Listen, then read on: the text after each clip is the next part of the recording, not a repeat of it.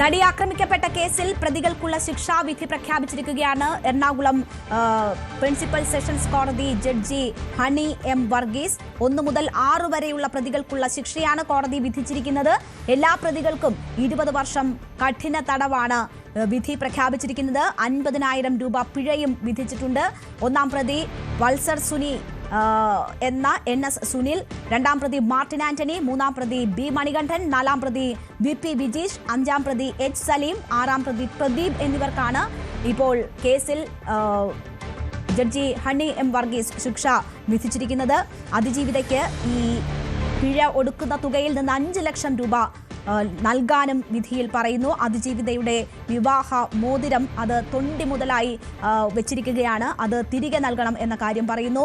Memory card അത് സുരക്ഷിതമായിരിക്കണം എന്ന ഒരു സന്ദേശം കൂടി കോടതി നൽകുകയാണ്. പക്ഷേ കൂട്ടബലാത്സംഗം ഉൾപ്പെടെ തെളിഞ്ഞ കേസിൽ ഏറ്റവും കുറഞ്ഞ ശിക്ഷയാണ്, അതിന് ലഭിക്കാവുന്ന ഏറ്റവും കുറഞ്ഞ ശിക്ഷയാണ് ഇപ്പോൾ പ്രഖ്യാപിച്ചിരിക്കുന്നത് എന്ന തരത്തിലുള്ള വിവരങ്ങളാണ് വരുന്നത്. അത് പ്രോസിക്യൂഷനെ നിരാശപ്പെടുത്തിയിരിക്കുന്നു. ഈ സമൂഹത്തിന് തെറ്റായ സന്ദേശം നൽകുന്നതാണ് ഈ വിധി പ്രസ്താവനം എന്നതാണ് പ്രോസിക്യൂഷന്റെ പ്രതികരണം ഇപ്പോൾ വന്നിരിക്കുന്നത്. അതിനെതിരെ അപ്പീൽ പോകും എന്നതുൾപ്പെടെയുള്ള കാര്യങ്ങൾ പ്രോസിക്യൂഷൻ വ്യക്തമാക്കിയിരിക്കുന്ന ഒരു സാഹചര്യം കൂടിയുണ്ട്. എന്തായാലും ഈ ശിക്ഷാവിധി കുറഞ്ഞു പോയി എന്ന പ്രതികരണമാണ് പ്രോസിക്യൂഷന്റെ ഭാഗത്തു നിന്നും ഉണ്ടാകുന്നത്. അതേസമയം ഈ കേസുമായി ബന്ധപ്പെട്ട് ഇപ്പോൾ കോടതി പ്രഖ്യാപിച്ചിരിക്കുന്ന വിധി എന്ന് പറയുന്നത് 20 വർഷം കഠിന തടവ് എന്ന് പറയുന്നത് കൂടിപ്പോയി എന്ന വികാരമാണ് പ്രതികളെ സംബന്ധിച്ചുള്ളത്. പ്രതികളുടെ അഭിഭാഷകർ ഉൾപ്പെടെ അതിനെതിരെ മേൽക്കോടതിയെ സമീപിക്കുമെന്ന കാര്യം ചൂണ്ടിക്കാട്ടിയിരിക്കുന്നു.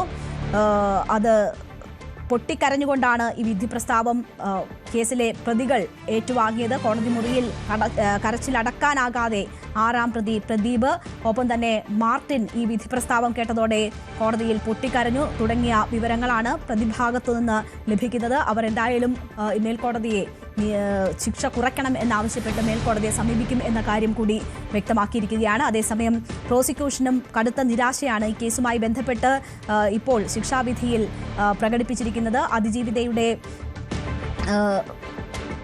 ഈ കേസുമായി ബന്ധപ്പെട്ട് പരിപൂർണമായിട്ടുള്ള നീതി കിട്ടിയിട്ടില്ല എന്നതാണ് പബ്ലിക് പ്രോസിക്യൂട്ടർ അജകുമാർ ഈ ശിക്ഷാവിധി വന്നതിന് ശേഷം മാധ്യമങ്ങളോട് സംസാരിക്കുമ്പോൾ പറഞ്ഞത്. ശിക്ഷാവിധിയിൽ നിരാശനാണെന്നും കൂട്ടബലാത്സംഗത്തിന്റെ ഏറ്റവും കുറഞ്ഞ ശിക്ഷയാണ് ഈ 20 വർഷം, അത് ആണ് ലഭിച്ചിരിക്കുന്നത്. ശിക്ഷാവിധി സമൂഹത്തിന് തെറ്റായ സന്ദേശമാകും നൽകുക എന്നതാണ് പബ്ലിക് പ്രോസിക്യൂട്ടറായിരുന്ന അജകുമാർ ഇതുമായി ബന്ധപ്പെട്ട് പ്രതികരിച്ചിരിക്കുന്നത്.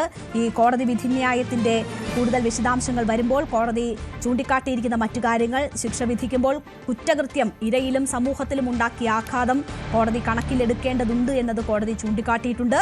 ശിക്ഷ വിധിക്കുമ്പോൾ സമൂഹത്തോടും കുറ്റവാളിയോടും നീതി പുലർത്തുന്ന രീതിയിൽ സന്തുലിതമായിരിക്കണം കാര്യങ്ങൾ എന്നത് കോടതി ചൂണ്ടിക്കാട്ടുന്നു. കുറ്റകൃത്യത്തിന്റെ ചരിത്രം, പ്രതിയുടെ തിരുത്തപ്പെടാനുള്ള സാധ്യത, ശിക്ഷയുടെ ലക്ഷ്യങ്ങൾ എന്നിവയും കോടതി പരിഗണിച്ചിട്ടുണ്ട് എന്നതാണ് പറയുന്നത്. കോടതി വികാരങ്ങൾ അടിമപ്പെടാനോ പക്ഷപാതപരമായി പെരുമാറാനോ പാടില്ല എന്നത് കോടതി ചൂണ്ടിക്കാട്ടിയിരിക്കുന്നു. പ്രതികളുടെ പ്രവൃത്തി സ്ത്രീയുടെ അന്തസ്സിനെ ചോദ്യം ചെയ്യുന്നതായിരുന്നു എന്ന വസ്തുത കോടതിക്ക് പരിഗണിക്കാതിരിക്കാൻ കഴിയില്ല. ഇരയായ സ്ത്രീയുടെ സുരക്ഷിതത്വത്തിനുള്ള അവകാശം ലംഘിക്കപ്പെടുകയും അവരിൽ ഭയവും അപമാനവും നിസ്സഹായതയും ഉണ്ടാക്കുകയും ചെയ്തു ഈ സംഭവം എന്നത് കോടതി കാണുകയാണ്. അത് അവർക്ക് മാനസിക ആഘാതവും നൽകിയിട്ടുണ്ട്. സുഹൃത്തിന്റെ വീട്ടിലേക്ക് പോകും വഴിയാണ് അവർ ആക്രമിക്കപ്പെട്ടത് എന്നതും മുൻകൂട്ടി കാണാതെയുള്ള സംഭവമായിരുന്നു ഇതെന്നതും പരിഗണിക്കേണ്ടതുണ്ട് എന്നതൊക്കെ കോടതി ചൂണ്ടിക്കാട്ടുന്നു. ഈ നിർഭയ കേസ് ഉൾപ്പെടെയുള്ള കാര്യങ്ങൾ കോടതി ഇതിൽ മെൻഷൻ ചെയ്യുകയും ചെയ്യുന്നു. 40 വയസ്സിൽ താഴെയാണ് എല്ലാ പ്രതികളുടെയും പ്രായം. നിർഭയ കേസിൽ സുപ്രീം കോടതി നടത്തിയ നിരീക്ഷണങ്ങൾ ഇവിടെ പ്രസക്തമാണ്. സ്ത്രീകൾക്കെതിരായ കുറ്റകൃത്യങ്ങൾ അവരുടെ ആത്മാഭിമാനത്തെ മാത്രമല്ല സമൂഹത്തിന്റെ വികാസത്തെയും ബാധിക്കുന്നു. ലിംഗനീതിയെക്കുറിച്ച് പൊതുസമൂഹത്തെ ബോധവൽക്കരിക്കേണ്ടതിന്റെ ആവശ്യകതയും വിധിയിൽ കോടതി പരാമർശിക്കുന്നുണ്ട്. മുകളിൽ പറഞ്ഞ സാഹചര്യങ്ങൾ കണക്കിലെടുക്കുമ്പോൾ പരമാവധി ശിക്ഷ, വധശിക്ഷയോ ജീവപര്യന്തമോ നൽകേണ്ടുന്ന സാഹചര്യമില്ല എന്നതാണ് കോടതി എത്തിയിരിക്കുന്ന നിഗമനം. അതിനാൽ താഴെ പറയുന്ന പ്രതികൾക്ക് ഈ രീതിയിലുള്ള ശിക്ഷ വിധിക്കുന്നു എന്നതാണ് കോടതി ചൂണ്ടിക്കാട്ടിയിട്ടുള്ളത്. അപ്പോൾ നിർഭയ കേസ് ഉൾപ്പെടെ പരാമർശിച്ചുകൊണ്ടാണ് പരമാവധി ശിക്ഷ ഈ കേസിൽ വേണ്ടതില്ല എന്ന ഒരു നിഗമനത്തിലേക്ക് കോടതി എത്തിയിരിക്കുന്നത്. അങ്ങനെയാണ് 1 മുതൽ 6 വരെയുള്ള പ്രതികൾക്ക് 20 വർഷം കഠിന തടവ് എന്ന ശിക്ഷ കോടതി വിധിച്ചിരിക്കുന്നത്. ഇതിൻ പ്രകാരം ഇപ്പോൾ ലഭിക്കുന്ന വിവരത്തിന്റെ അടിസ്ഥാനത്തിൽ ഈ വിചാരണ കാലയളവിലെ ജയിൽ വാസം അത് കഴിഞ്ഞുള്ള കാലമായി. അപ്പോൾ പൾസർ സുനിക്ക് ഏതാണ്ട് 12.5 വർഷം മാത്രം ജയിൽ ശിക്ഷ അനുഭവിച്ചാൽ മതി എന്നൊരു സാഹചര്യം വരും. മാർട്ടിന് 15 കൊല്ലം, മണികണ്ഠന് 15.5 കൊല്ലം, വിജേഷിന് 15 കൊല്ലം, സലീമിന് വടിവാൾ സലീം എന്ന എച്ച് സലീമിന് 18 വർഷം. എച്ച് സലീമിനായിരിക്കും ഏറ്റവും കൂടുതൽ കാലം ജയിലിൽ കിടക്കേണ്ടി വരിക ഈ ശിക്ഷാ വിധി അനുസരിച്ച്. എന്തായാലും ഇതാണ് ഇപ്പോഴത്തെ സാഹചര്യം. ആജ്ഞ രവീന്ദ്രൻ വിവരങ്ങളുമായി ചേരുകയാണ്. ആജ്ഞ, കേരളം കാത്തിരുന്ന ശിക്ഷാവിധി പ്രഖ്യാപനമാണ് കോടതിയുടെ ഭാഗത്തു നിന്നും ഉണ്ടായിട്ടുള്ളത്. നിർഭയ കേസ് ഉൾപ്പെടെ ചൂണ്ടിക്കാണിച്ചുകൊണ്ടാണ് ഈ പ്രതികൾക്ക് പരമാവധി ശിക്ഷ വേണ്ടതില്ല എന്നൊരു നിഗമനത്തിലേക്ക് കോടതി എത്തിയിരിക്കുന്നത്. അതേസമയം പ്രോസിക്യൂഷനെ സംബന്ധിച്ച് വലിയ നിരാശയാണ് ശിക്ഷാവിധി ഉണ്ടാക്കിയിരിക്കുന്നത്. എന്തൊക്കെയാണ് വിശദാംശങ്ങൾ?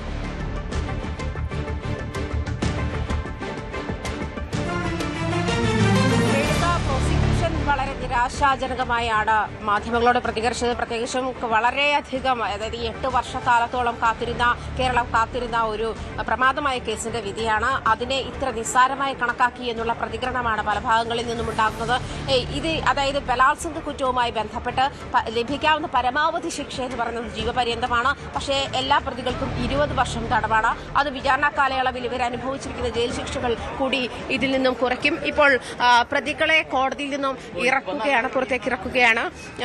വിയ്യൂർ ജയിലിലേക്ക് കൊണ്ടുപോകാനുള്ള തയ്യാറെടുപ്പിലാണ്. പ്രതികളെ കോടതിയിൽ നിന്നും ഇറക്കാനുള്ള തയ്യാറെടുപ്പിലാണ്. രേണുക, ആജ്ഞയാണ് കോടതി പരിസരത്ത് നിന്ന് വിവരങ്ങൾ നൽകുന്നത്. ഇപ്പോൾ പ്രതികളെ 1 മുതൽ 6 വരെയുള്ള പ്രതികളെ വിയ്യൂർ ജയിലിലേക്കാണ് മാറ്റുന്നത്. അവിടെ പോലീസ് വാഹനത്തിലേക്ക് കയറ്റാൻ പോവുകയാണ്. ഇതിൽ ഒരു പ്രതി തന്നെ കണ്ണൂർ ജയിലാകണം നിർദ്ദേശിക്കേണ്ടത് എന്ന് പറഞ്ഞിരുന്നു. പക്ഷേ ഇപ്പോൾ വിയ്യൂർ ജയിലിലേക്കാണ് ഈ പ്രതികളെ കൊണ്ടുപോകുന്നത്. ഇനി അപേക്ഷ നൽകി വേണം, ജയിൽ മാറ്റം വേണമെങ്കിൽ അക്കാര്യങ്ങളിൽ പുതിയ അപേക്ഷ നൽകി വേണം അക്കാര്യങ്ങൾ തീരുമാനമാകാൻ. എല്ലാ പ്രതികളെയും ഇപ്പോൾ വിയ്യൂർ ജയിലിലേക്കാണ് മാറ്റുന്നത്. അവരെ കൊണ്ടുപോകാനുള്ള പോലീസ് വാഹനമാണ് നമ്മൾ ദൃശ്യങ്ങളിൽ കാണുന്നത്. അല്പസമയത്തിനകം പ്രതികളെ പുറത്തേക്ക് കൊണ്ടുവരും. ഇതിൽ തങ്ങൾക്ക് ലഭിച്ച ശിക്ഷ വളരെ കൂടിപ്പോയി എന്ന വികാരമാണ് പല പ്രതികളും കോടതിക്കുള്ളിൽ പ്രകടിപ്പിച്ചത്. പൊട്ടിക്കരയുന്ന പ്രതികളുണ്ടായിരുന്നു. പൾസർ സുനി ഉൾപ്പെടെയുള്ളവർ അമ്മ ഒറ്റയ്ക്കാണ് എന്നും അമ്മയ്ക്ക് വെർട്ടിഗോ രോഗമാണ് എന്നതും ഒക്കെ ചൂണ്ടിക്കാട്ടി ശിക്ഷയിൽ ഇളവ് വേണം എന്ന ഒരു ആവശ്യം കോടതിയുടെ മുന്നിൽ വെച്ചിരുന്നു. എന്നാൽ കോടതി അത് മറ്റൊരു തരത്തിൽ പരിഗണിച്ചു എന്ന് വേണം മനസ്സിലാക്കാൻ. പ്രതികളുടെ പ്രായവും കുടുംബ പശ്ചാത്തലവും പരിഗണിച്ചു എന്നത് കോടതി ഈ ശിക്ഷാവിധിയിൽ ചൂണ്ടിക്കാട്ടുന്ന ഒരു സാഹചര്യമാണ്. അതുകൊണ്ടാണ് മാക്സിമം ശിക്ഷ വേണ്ടതില്ല എന്ന ഒരു തലത്തിലേക്ക് കോടതി എത്തിയത്. അങ്ങനെയാണെങ്കിൽ പ്രതികൾ ഈ ചൂണ്ടിക്കാട്ടിയ കാര്യങ്ങൾ കോടതി പരിഗണിച്ചു എന്ന് തന്നെ നമുക്ക് കരുതേണ്ടി വരും. തങ്ങളുടെ കുടുംബ സാഹചര്യങ്ങളൊക്കെ ചൂണ്ടിക്കാട്ടിക്കൊണ്ട് ശിക്ഷ കുറയ്ക്കണം എന്ന ഒരു ആവശ്യമാണ് ഇവർ മുന്നോട്ട് വെച്ചിരുന്നത്. അതുകൊണ്ട് തന്നെ ഈ 20 വർഷം കഠിന തടവ് എന്ന ഒരു പ്രഖ്യാപനം കോടതിയുടെ ഭാഗത്തു നിന്ന് വരുമ്പോൾ 6ാം പ്രതി ഉൾപ്പെടെ കോടതി മുറിയിൽ കരച്ചിലടക്കാനാകാതെ ഇരുന്ന ഒരു സാഹചര്യമൊക്കെ ഉണ്ടായിരുന്നു. ആജ്ഞ, പ്രതികളെ പുറത്തേക്ക് കൊണ്ടുവന്നോ? വിയ്യൂർ സെൻട്രൽ ജയിലിലേക്ക് അവരെ കൊണ്ടുപോകാനുള്ള ഒരുക്കങ്ങളാണ് അവിടെ നടന്നു വന്നത്. എന്താണ് അവിടെ നിന്നുമുള്ള വിവരങ്ങൾ?